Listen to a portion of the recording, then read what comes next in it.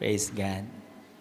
Um, Sino po sa inyo nakaalala noon pong 2013 when Typhoon Yolanda landed in Tacloban? Sino sa inyo, may taga-Tacloban ba dito? Ha? Taclob. Walang taga-Tacloban? I had a friend, nagkwento siya sa akin patungkol sa nangyari nung dumapo ang typhoon Yolanda sa Tacloban. And during the time when the typhoon landed, nandun siya, nag-CR siya. Alam mo naman sa baryo, mga ilang baryo sa probinsya, yung CR nila makeshift lang, yung nung tabing-tabing lang. So habang nagsi-CR siyang ganyan, biglang lumipad yung kanyang bubong. Tapos nakita niya, ang dami nang nagliparan sa taas. Tapos pati yung kanyang bakod ng ganyan, ng kwarto, nilipad din. So ang ginawa niya, niyakap niya yung bowl na mayroong bomba sa harap. So nakasurvive siya dahil dun sa bowl. So nakakatuwa, nakakatawa. Actually yung kwento, but it's true. At sabi niya, yung dumapo daw yung bagyo, hindi pa man natapos, hindi pa man humupa, may panibago na namang typhoon na bumaba. And then, meron na namang panibago. So, wala silang breathing room for preparation, para makapaghanda sila sa panibago. So, nabanggit ko sa inyo yung kwento na yan sa nangyari sa Tacloban sapagkat yun pong ating pag-uusapan ngayon ay kwento ni Job. At si Job po ay halos similar ang kanyang naranasan.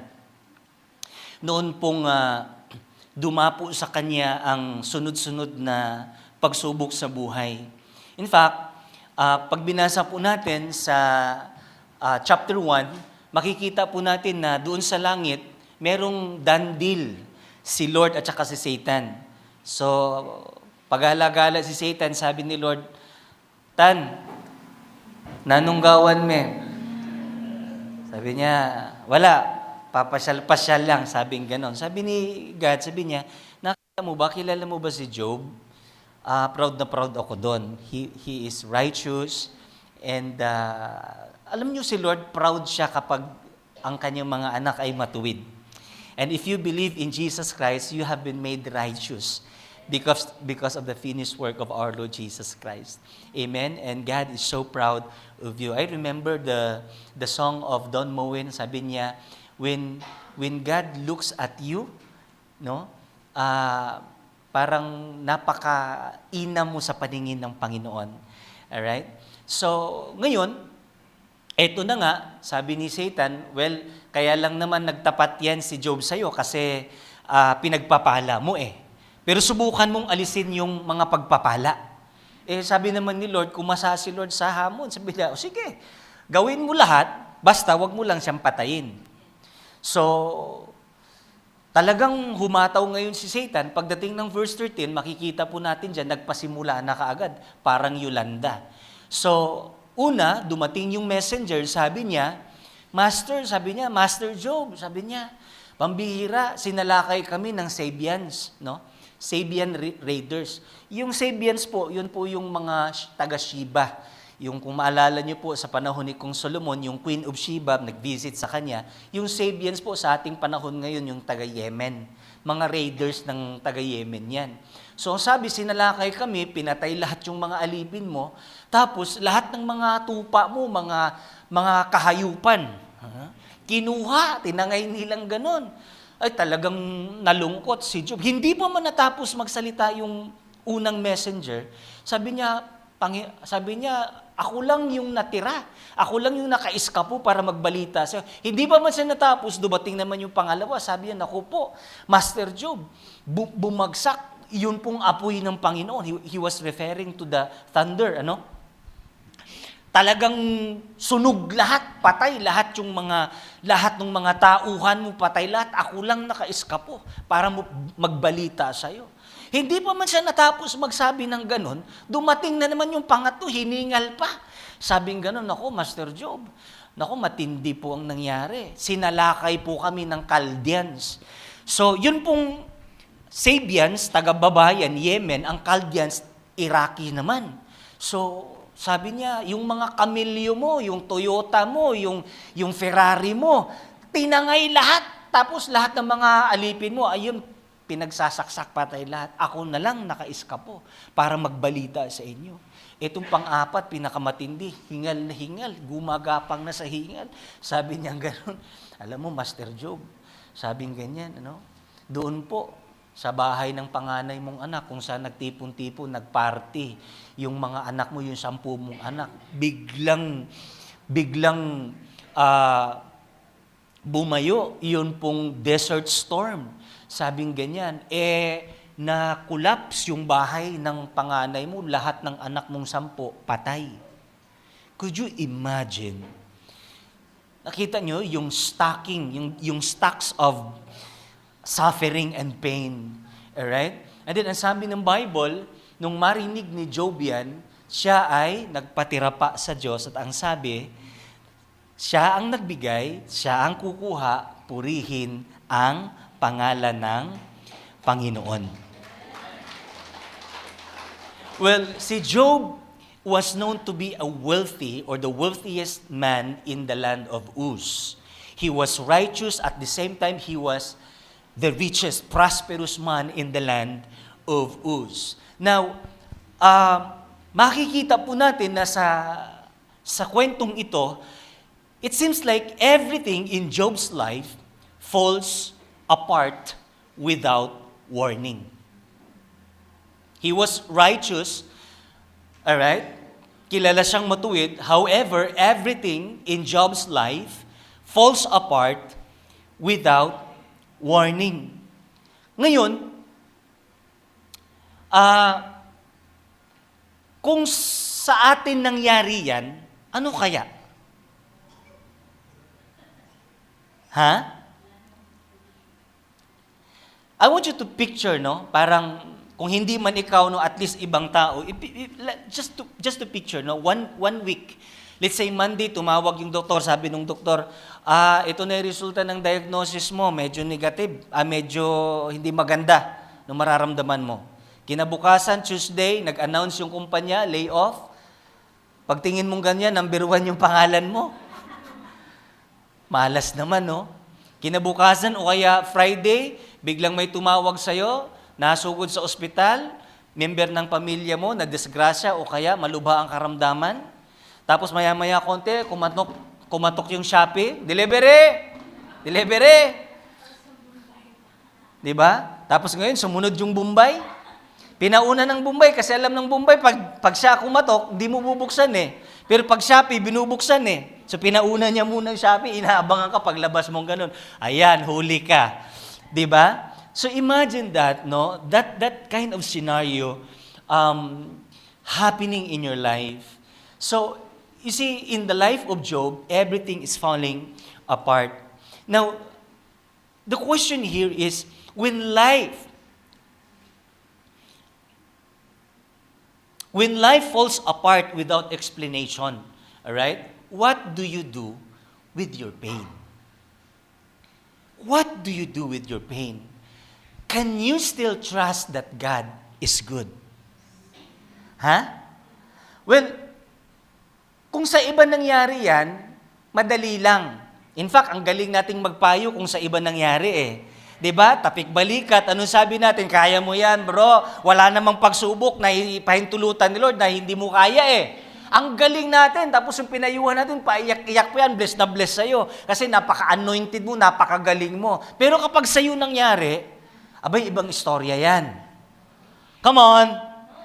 Amen? So when life falls apart without explanation, all right, what are you gonna do?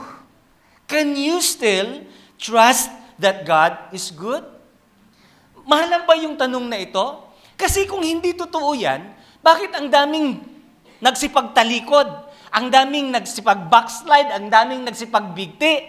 Ang daming tinamaan ng depression? Ano pa yung mga syonsyon na sikat ngayon? So it's hard. It's not easy. Come on. Amen? Now, alam niyo po ba na very interesting, if you study the book of Job, wala pong author ang book of Job. The author is unknown. Hindi siya walang author, unknown lang siya. Some would say Moses, some would say Ezra, some would say Eliab, no? So marami silang mga suspecha, pero wala kang mababasa na sino talaga yung author. But the audience of the book ay para sa mga Israelites. However, if you read the book of Job, there is no law of Moses. So, ang suspicion natin dyan, or ang tingin natin dyan, no, si Job ay nag-exist siya during the era of patriarchal era. Yun bang panahon pa nila Abraham. Alright? And Job is not Jewish. Kasi taga land of Uz siya. So, napakaganda ng kanyang kwento kasi makaka-relate ang lahat kasi hindi naman siya Jewish. Hindi siya Hebrew. However, sa tingin ko lang, he could be the ancestor of Abraham. Sa tingin ko lang, pero wala kang mababasa sa Bible kasi si Abraham kasi sa Genesis chapter 12, kinuha siya ng Lord from Chaldean. He was a Chaldean. Nasa Iraq po yun. Pero yung Uz, nasa bandang baba. No? So, posible siya pero wala tayong makikita sa Bible. However, why the book of Job was written? Ano yung purpose ng author? Bakit niya ito sinulat? Ano yung kanyang authorial intent? Bakit siya naisulat? Well, the author wrote simply to address one of life's greatest questions. Why do righteous people suffer? And why do bad things happen to good people? That's the intent of the writer. Dinitali niya na ikwento yung kwento ni Job upang maging lesson sa ating lahat at masagot yung ating mga katanungan, why do righteous people suffer? Sabi ng isa, kung kailan, Panginoon, nagseryoso na akong maglingkod sa'yo, bakit kabilaan yung aking pagsubok? Bakit hindi ako nilulubayan ng mga pagsubok?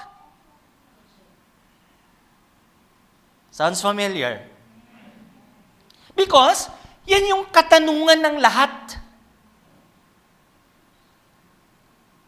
So, marahil, sa panahon, nung nagsulat nito, at sa kanilang kapanahunan, they have been struggling with that question ba? Why do bad things happen to good people? Kung kailan lumakad ka sa katuwiran, kung kailan ginagawa mo ang kalooban ng Diyos, bakit tila hindi panig sa atin ang kapalaran? Parang, meron ba talagang Diyos? And at some point, hahantong ka sa pagdududa at sasabihin mo, parang walang Diyos. Because sufferings are evident. Pain is everywhere. And because of that, yan ang ating mga katanungan ngayon. Why do righteous people suffer? So, again, when life falls apart and there is no explanation, what are you gonna do? Nilagay ko po yung sub-question dyan, why does your response to it matter? Bakit mahalaga kapag nasa pagsubok ka, alright, inaatake ka, kaliwat kanan, bakit mahalaga kung papaano ka nag-respond? Siguro darating sa'yo, walang explanation. Well, tayo, dahil nabasa natin yung book of Job, or most of us, narinig na natin how many times yung kwento ni Job, alam natin na sa end chapter ng kanyang buhay, nag-multiply ang kanyang blessing, pinagpapala siya ng Panginoon twice. Pero si Job, hindi niya nabasa yung book of Job. So it's easy for us, alright, to conclude Na, well, at the end of those sufferings and pain, pero, sino makakapagsabi niyan kay Job? It was his story. So when life falls apart without explanation, what are you gonna do? Ano nga ba ang pwede nating gawin? Kasi karamihan, anong ginagawa? Laylo muna sa Panginoon. Yan yung pinakamabilis na option. Laylo muna. Hindi mo na magpapakita sa life group. Hindi mo na magpaparamdam sa church. Laylo muna. Tapos sabing ganun, hahanapin ko muna yung aking sarili. Bakit?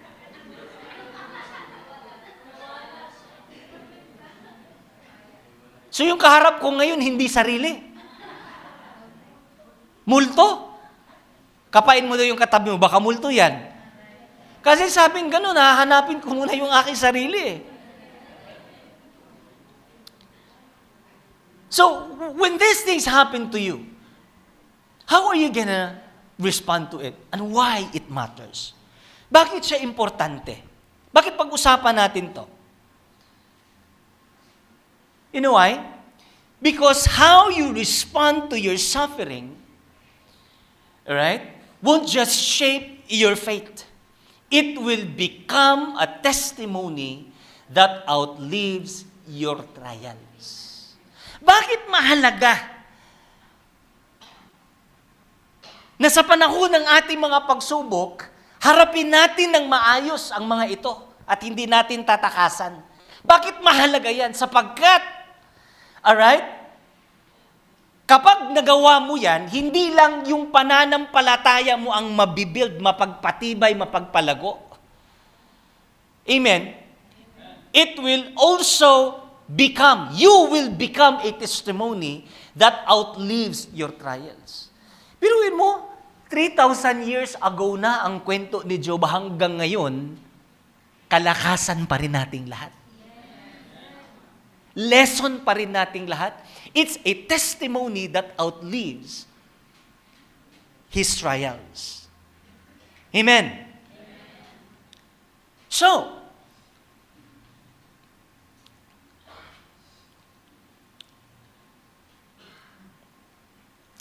what we can do? Anong dapat nating gawin? When life hits hard, anong dapat nating gawin? Are you ready? Ito yung dapat nating gawin. Trust God's character even without His explanation. Kapag nandiyan ka sa sitwasyon, dami mong tanong. You're seeking, asking for answers, explanations, why such things happen. Bakit nangyayari ito? At kapag hindi nasagot yung ating katanungan, iba yung ating response. Iba yung ating reaction sa mga pagsubok ng ating buhay.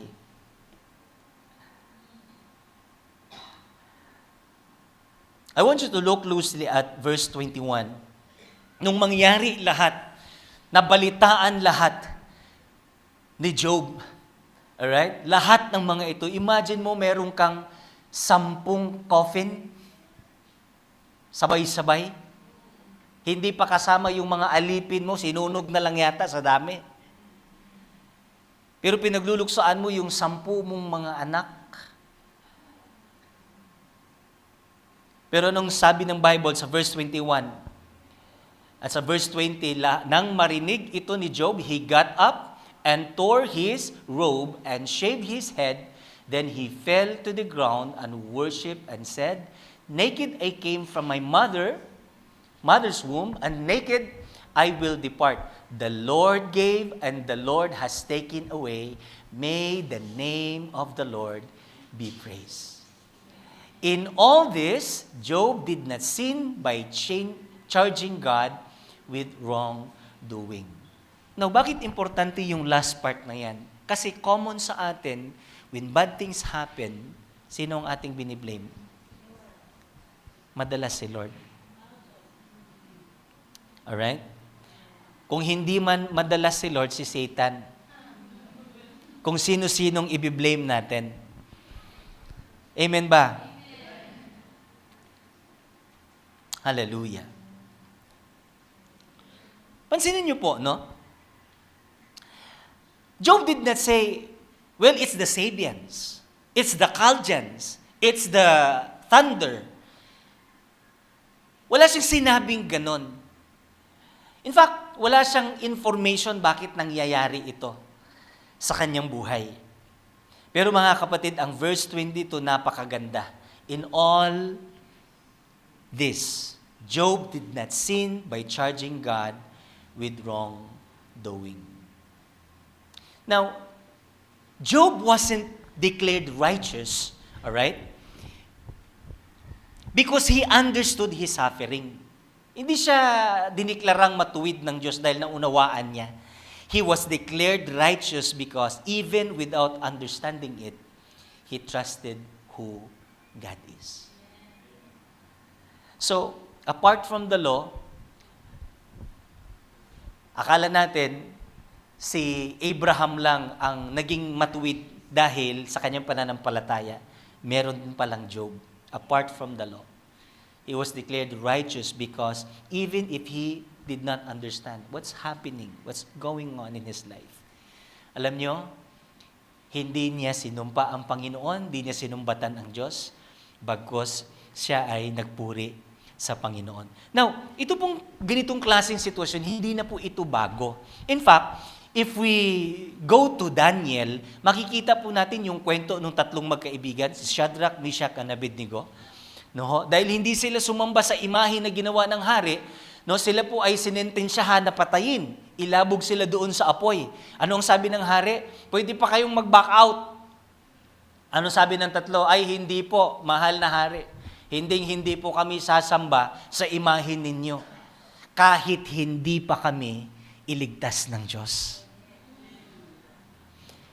This is a classic example ba? Na even there is no explanation. They chose to trust God's character. Diba? Kahit walang gagawin, kahit hindi kami iligtas ng Diyos, hindi dahil may gagawin siya o wala, wala doon ang aming simpatsya. Wala doon yung aming allegiance. Ang aming allegiance, kilala namin ang karakter ng aming Panginoon. We trusted on God's character. Now, another classic example, no? Ito po si Habakkuk, prophet Habakkuk.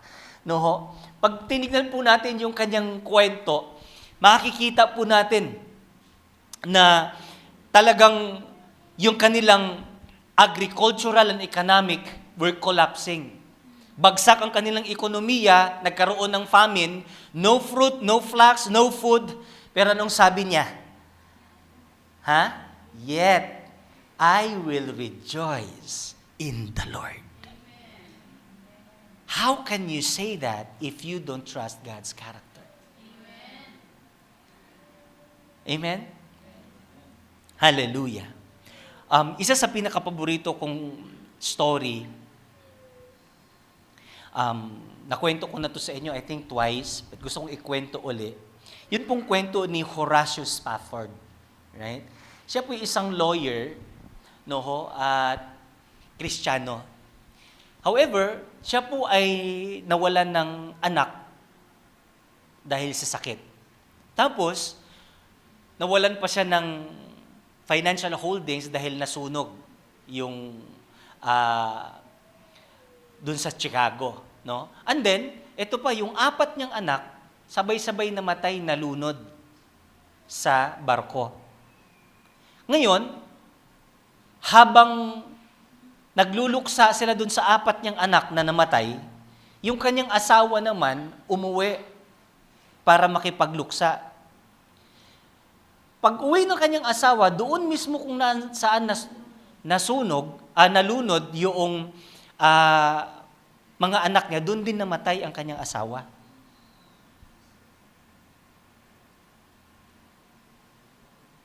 So, katakot-takot yung mga nangyari sa kanya. Parang si Job. Alright? Pero alam niyo po ba, sa tindi ng kanyang mga nangyari, he was able to write a song. At yung kanta na kanyang sinulat, pinamagatan, It Is Well With My Soul. And that song, alright, was the most beloved gospel hymns of its generation. Nung si D.L. Moody, nag-i-evangelize siya, yung kanta na yan, laging pinapakanta ni D.L. Moody. And millions of people heard the song.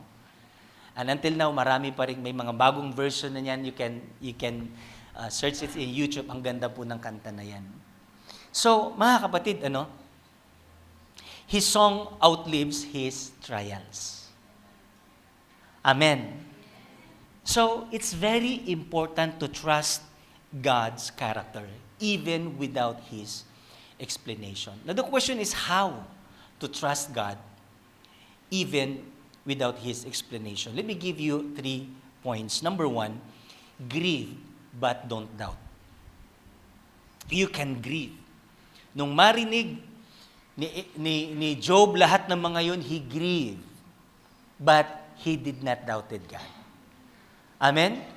Tao lang tayo, magluksa, malungkot, magdamdam, yes, paminsan-minsan, aabot tayo sa ganon, may emosyon tayo. Amen, nasasaktan tayo, nagmamahal tayo. You see, pag nawalan ka ng mahal sa buhay, you grieve. But, don't doubt. Amen? Anong sabi ng Bible? Job got out and tore his robe and shaved his head. Yan po yung mga sinaunang paraan ng pagpapahayag na sila ay nagluksa. Number 2, declare but don't debate. Ang sabi ng Bible, he was righteous and also wise in his generation. So sa kanyang kapanahunan, siya yung masasabi nating pinakamatalino sa kanilang lugar. So, sino pang pwedeng mag-advise sa kanya? So, sa lahat ng mga nangyayari ngayon sa kanyang buhay, he contemplate. At nakakita niya, gumawa siya ngayon ng summary. At sinulat niya ngayon yung kanyang summary, he declared. Sabi niya, the Lord gave and the Lord has taken away. Well, nasabi niya yan because of what happened to him. And yet, he did not doubted God. He did not debated God. He could have argued the Lord. Lord, wala naman akong ginawa sa iyo In fact, yung kanyang mga anak, sabi ng Bible, sa tuwing matapos mag-celebration, mag-party-party yung kanyang mga anak, every morning, he has to get up in the morning, tapos mag-alay siya ng handog para pagbanal ang kanyang mga anak. Makikita mo kung gaano ka-religious, gaano katapat, gaano ka buting tao itong si Job. He could have argued the Lord. Lord, bakit nangyayari sa akin to? Sino sa inyo minsan, parang ganun, Lord, bakit ganyan? Di ba?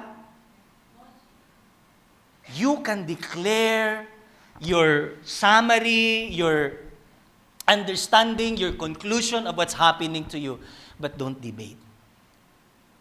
He did not debated the Lord. That's how he trusted God's character. Number 3, worship. Don't wait.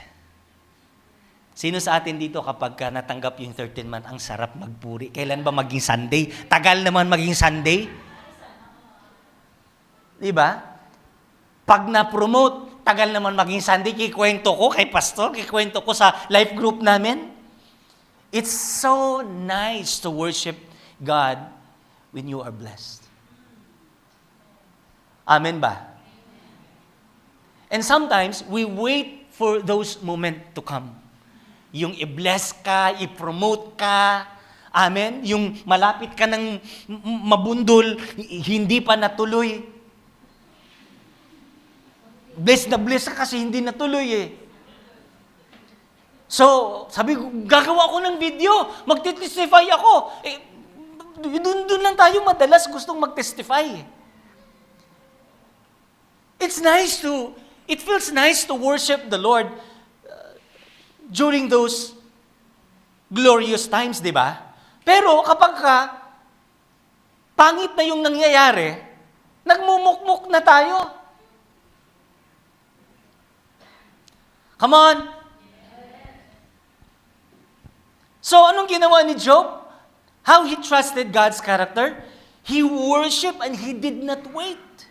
Hindi niya inantay na humupa ang lahat. The moment he heard all these bad things, anong sabi ng Bible? Immediately, outright, he worshiped the Lord. Ang sabi ng Bible, nagpatira pa at sumamba sa Panginoon. Look at verse 20. Then he fell to the ground and worshiped. Hallelujah.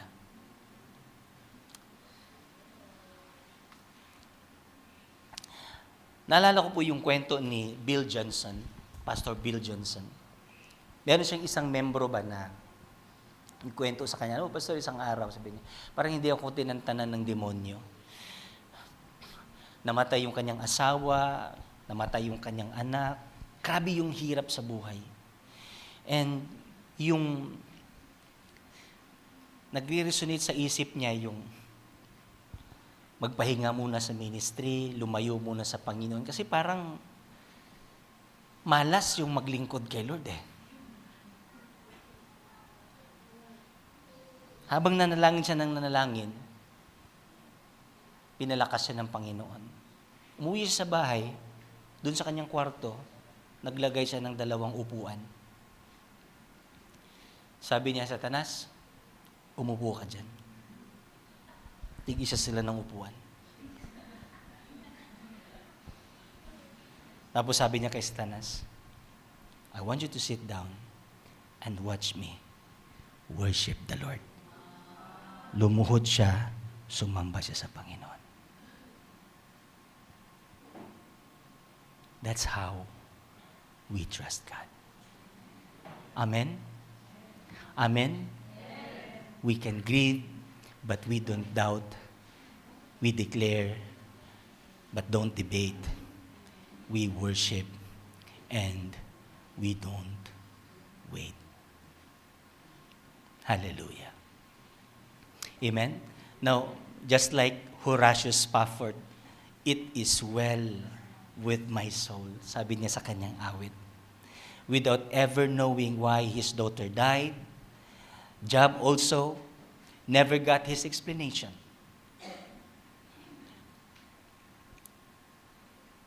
Ang meron lang sa kanilang puso ay nagtiwala sa Panginoon. At yan ang imbitasyon ng Panginoon sa ating umaga.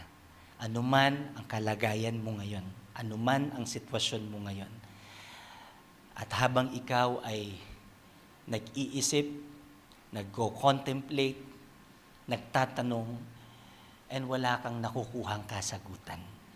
Sometimes, mga kapatid, hindi explanation ang kailangan natin. Ang pinaka-importante ay magtiwala sa Diyos kahit walang paliwanag. Amen? Can we worship the Lord right now? One more time. I want you to stand up and let us worship the Lord together. Hallelujah. Hallelujah. Meron sa atin iilan dito, medyo hindi mo masikmura ang kalagayan ng sitwasyon mo, ng buhay mo, hindi mo kailangan ng paliwanag. Ang kailangan mo magtiwala sa Diyos. Amen? Amen? And madalas, ugali natin, nag-worship lang tayo kay Lord kapag ka maganda, may blessing, may pagpapala, may tagumpay. But we don't have to wait for those moments to come. Even in our pain and suffering, we can come before the Lord and worship Him. Amen? All the glory, all the honor, all the praises, all the blessings and adoration belongs to Him alone. Amen? Hallelujah. Pwede ba natin gawin yung ginawa nung kwento kanina? Sabi niya, Satan, umupo ka. Tig-isa tayo ng upuan. I want you to watch me. Ngayong umaga, wala naman si Satan dito. I'm sure na wala si Satan dito, but I want you to have this kind of imagination. Maring kinakantsawang ka, pinagtatawanan ka ng demonyo ngayon dahil sa kalagayan mo. And He is so happy watching you suffering, watching you in pain. But you can turn the table. Amen? Yung ngiti ni Satanas, baliktarin mo, gawin mong iyak. Paiyakin mo si Satan ngayon. At sabihin mo sa kanya, Satan, akala mo watch me. I'm gonna worship the Lord. Even without His explanation, I will worship the Lord. Because God deserves all our praises, all honor. Hallelujah. Can we just sing that song one more time and join me worshiping the Lord?